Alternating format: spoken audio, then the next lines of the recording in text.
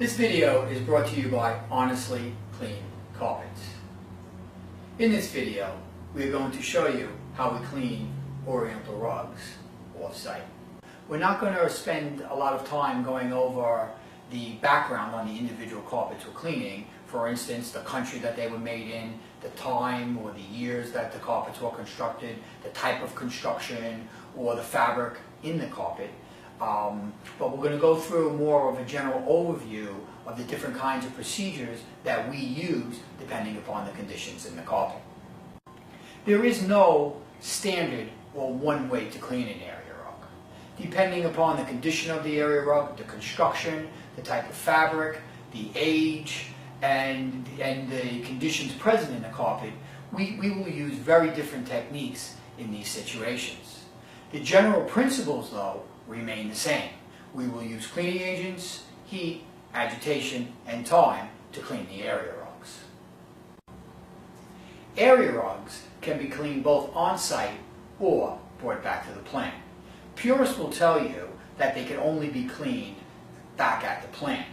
The techniques that one uses on off-site cleaning are more thorough, and different kinds of techniques can be used, as we will show you in this video. Studies have shown that 80% of materials that are in carpets can best be removed through either vacuuming or some kind of other process. So I'm going to show you various tools we have here to help remove material from carpets before we wet clean them. Now we're going to use the rug beater, and we're going to beat the carpet. So what we have here is we have the carpet upside down. Okay, so here's the rolled over little piece. We have grates, okay, that are against the floor here, and the concept is that the agitation from the machine agitates the carpets upside down and beats out the grounded dirt that's been there for any number of years. So what we do is we get the machine set up.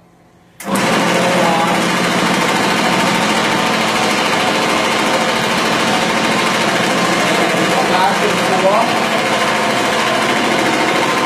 and we take out the grounded dirt that's been there for months, years, sometimes even decades.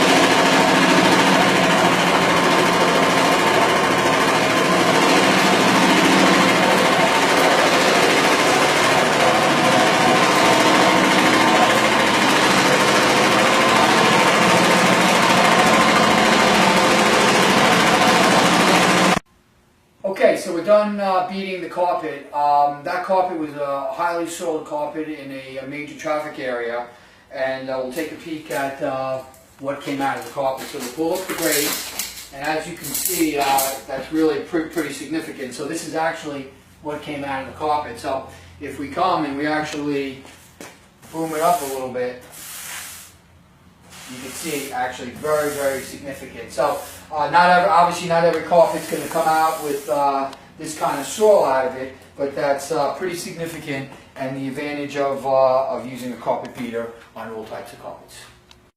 An excellent tool to use for dry soil removal would be this pile lifter. It's a 67-pound vacuum cleaner with a nice soft nylon brush, and it's pretty intense, and it really does a great job at soil removal. Really full, so you have to keep a firm grip on the top.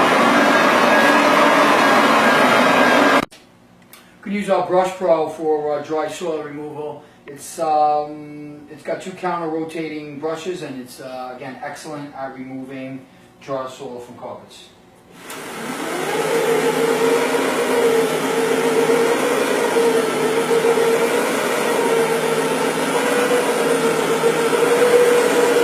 A major concern when cleaning wool carpets is bleeding or dye migration, which is actually the movement of dye from one color of the carpet to another color of the carpet.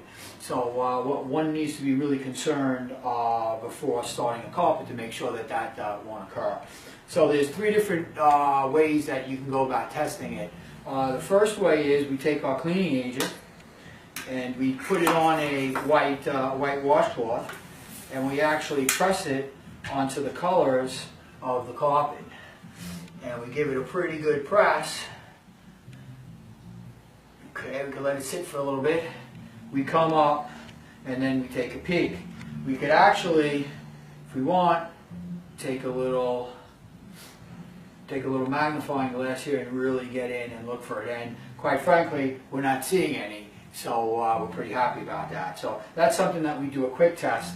And actually here, if you take a peek, we actually have some Q-tips that have been sitting in here for, well, probably about a half an hour right now. And we put our cleaning agent on the Q-tips, and again, what we're doing is we put it on a whole bunch of different colors that we suspect may bleed, and as we take a peek, again, we're looking at this and we're confirming that there's no transfer of colors, which is another indication that really in the drying stage, which is the typical time that it happens, we won't get any dye migration.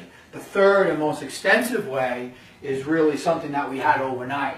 So we actually took these bricks here, okay, and we actually put our cleaning agent on this cloth right here, compressed between both bricks, okay, and then if you look at it, again, no color transfer, which is just a third and really the most accurate indication if there be dye migration. Even with all this testing, there's still a possibility that there could be dye migration, so one always needs to be conscious of that in the cleaning process. So when we do that, we do see a little bit of a transfer, which always gets one concerned that we can have some dye migration and really bleeding or running of colors, and typically it happens in the drying stage. So what we can do on this carpet, and what we do at times, is we'll throw down an agent to help dye lock the carpet, meaning it kind of sets the dyes so you don't get dye migration in typically the drying stage. So we're throwing down a dye lock agent, okay, and what we'll do is, on this particular carpet, it's kind of a small carpet, we'll actually just hand rub it in.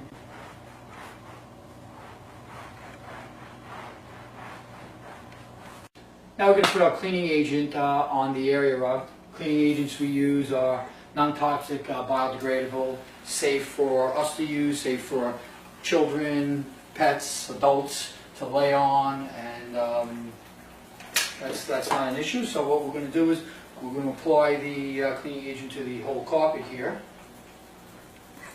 and we'll continue and do this.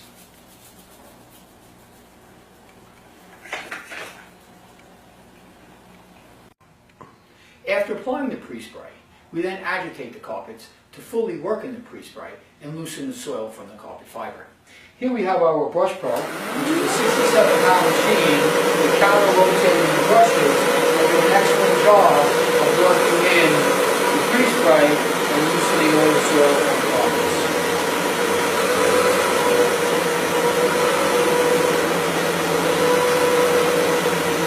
This is a typical kind of extraction that one can use in cleaning carpets wall to wall and also areas.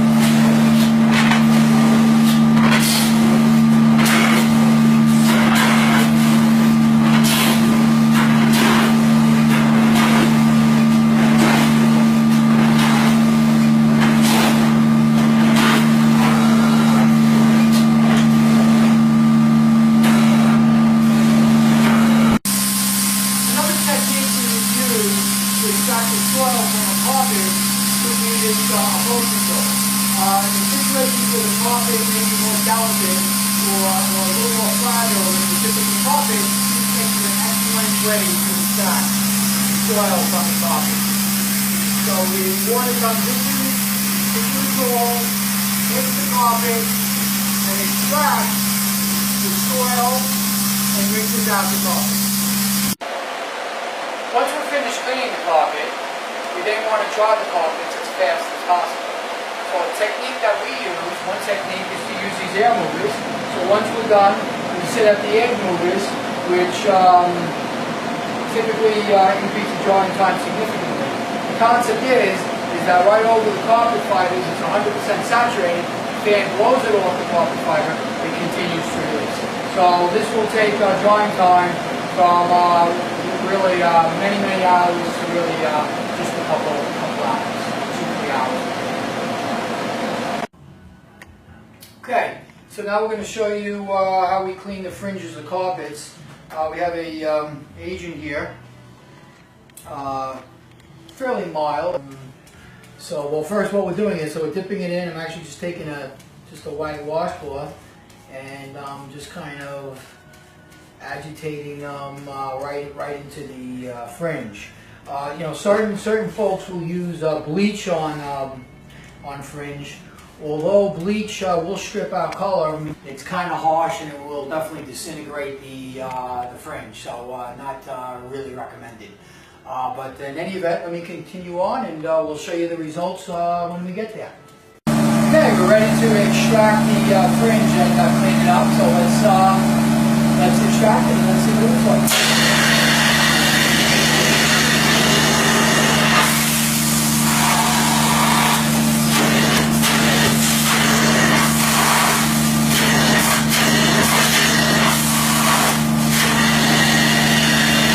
We got a little peek at that.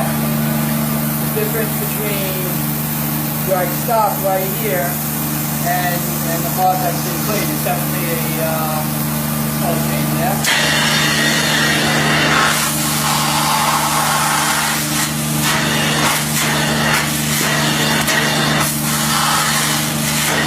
Now we have an area rug with a ton of urine, also some feces on it. Has a pretty good odor. So what we're doing is we have it in our pool here, and we're actually literally saturating it with water. So we really have to make sure that we thoroughly saturate it. So we'll thoroughly saturate it, and we'll check back and we'll look at the progress that we're having. So we're continuing along in our process, and as you can see, the carpet is thoroughly saturated with water. We have some agents on the carpet to help eliminate the urine and the feces smell, get it out of the carpet, and really soak the carpet. So as you can see, we got a tremendous amount of water here. What we then do is we're going to obviously flush out the water and flush out the water from the carpet, and at that point we'll clean up the carpet. So we'll continue flushing it out. So after flushing out the carpet, you know, with our cleaning agents to remove the urine and feces and the smell, now we're giving the carpet a thorough shampooing. So what we've done is we filled up the pool again, we put down our shampoo, and then we take our agitation machine and we agitate it and thoroughly get it in. So this is really going to penetrate most of the carpet, really to the base of the carpet with all the water we have in there. We're going to clean it up, and then we'll flush it out again. So we'll show you the remaining part of the process in a little bit. As we squeegee the carpet here, I don't know if you can see this, but there's definitely a discoloration, a little brownish color in there coming out of the carpet. I'm not sure how that picks up on film. In any event, even after soaking it for close to the hour that we did to get out the urine and to flush it out with the shampoo, we're still really thoroughly cleaning the carpet. So we're talking about an area rug over wood floors with 3 big dogs running around and you know, things happening. So you know, again, this is the most extreme case of cleaning, but it's certainly an option out there to get your carpets really the smell out and back to a new state. So we spent the last hour really flushing out the carpet with water and soaking it back up through our water cloth. And in the final stages, really extracting all the water out of the carpet with a water cloth, and you can see some of the excess water that's remaining is being sucked up. So again, flushed out the carpet in a very thorough manner, put cleaning agents to combat the urine and feces, sucked out all the water, turned over the water probably 5, 8, 10 times to really flush it out good, and now the carpet is in a condition that now we're ready to clean the carpets. So I have in front of us an area rug here that we're going to be working on. We've actually set it up in a pool, so there's a couple situations going on. There's definitely marks, so this was under a dining room table. So obviously a lot of work was done over here in this section, and a lot of work was done over here in this section, so there's years and years of grinding involved. There's a little bit of situation going on here also. In addition, there's also a urine problem with this carpet. It's not crazy, but there's definitely a background urine odor going on. I just want to say that in these sections, through the grinding, through years and years and years, there's no way that I would expect that this section of the carpet is going to return to this section, because basically the actual fiber itself is worn away and grounded out. So we'll do our best. We'll see what we can do with it, and we'll go through a couple steps with you so you can get an idea of how we clean and approach a carpet like this. Well, what we're going to first do, we're going to take these worst spots here, and we're going to put on some little bit of a cleaning agent here, and we're going to wet it pretty darn good. And then what we're going to do is we're going to come in and then agitate them a decent amount so that we're actually getting the worst spots of the carpet. So we can use a bunch of different things to agitate. We actually have a soft brush here. It's one thing we can use. And we'll really agitate it. And again, there's a lot of stuff here, so there's probably some carpet fibers coming off. Obviously loosening up the dirt and whatever else is in here. And I mean, the carpet's pretty wet. It's basically almost through. It's pretty close to being through the whole carpet. But again, we really want to soak this pretty good to see what loosens up. So after a little bit of testing on this carpet, we're highly confident that it can handle a full immersion. It has a pretty good odor, a urine odor on it. So that's something that really needs to be handled really by the best way would be to actually soaking it right through, taking basically the water that's in it and sucking that up. So we're going to make sure that we thoroughly soak it. Okay, we're going to possibly doing right now in our bowl. Okay, and then we're actually going to take the water as the water comes out,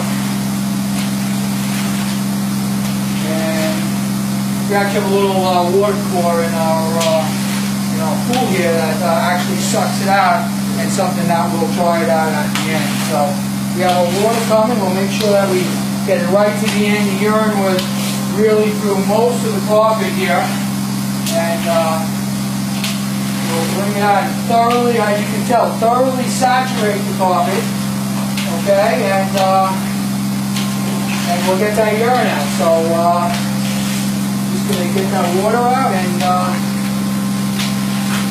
keep it full. Thank you for watching this video. I hope you gained some insight in in-plan cleaning of areas.